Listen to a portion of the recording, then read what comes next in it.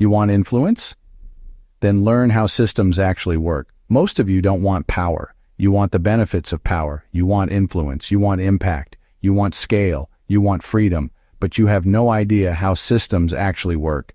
And that's why you're stuck reacting to life instead of shaping it. Welcome back to another episode of the So What. I'm your host, The Answer. And today we're not talking motivation. We're talking architecture. Because once you understand how to operate inside larger systems, everything changes. Let's get into it. Here's the first thing you missed. Influence is not control. It's coherence. Most people try to force outcomes. But the truth is, your internal alignment determines your external impact. If your thoughts are scattered, your emotions unstable, and your actions inconsistent, people feel that fracture. You don't influence. You repel.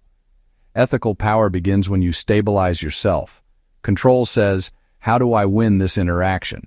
Stewardship says, how do I strengthen the system? That's different. That's mature.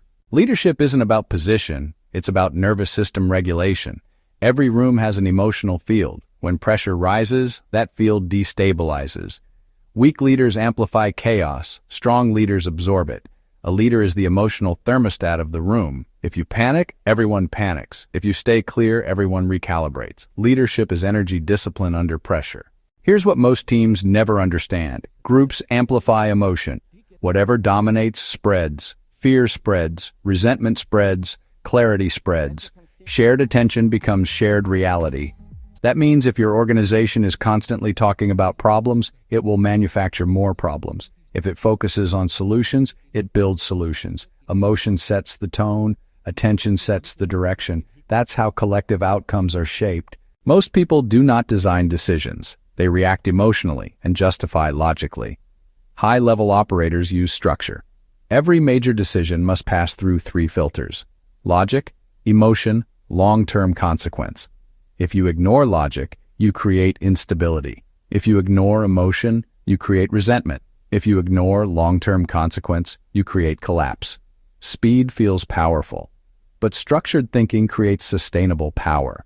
Here's the uncomfortable truth. The higher your influence, the higher your accountability. When you operate alone, your mistakes affect you. When you operate at scale, your misalignment affects entire systems. Small ego distortions become large structural failures. Power multiplies consequences. That's why personal discipline must increase as influence increases. If it doesn't, collapse is inevitable. History proves this over and over again. You don't own anything long-term. You temporarily manage it. Ownership clings, stewardship protects. Ownership asks, how do I keep this? Stewardship asks, how do I improve this? The difference determines whether your system survives you. If everything collapses when you leave, you built control. If it sustains, you built structure. Operate as a custodian. That is ethical scale. This is the one nobody wants to admit. The most powerful institutions do not control money first. They control attention. Attention directs perception. Perception shapes belief. Belief drives behavior. If you can direct attention, you can shape outcomes. If you cannot govern your attention, someone else will. That is the silent battlefield of modern influence, and most people are losing it daily. Now pause. Let's connect this. You learned how to regulate yourself, but now you understand something deeper.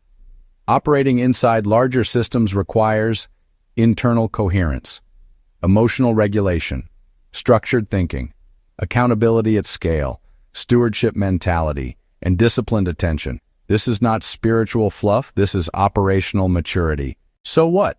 So what does this mean for you? It means if you want influence, you must first stabilize your internal economy. If you want leadership, regulate your nervous system.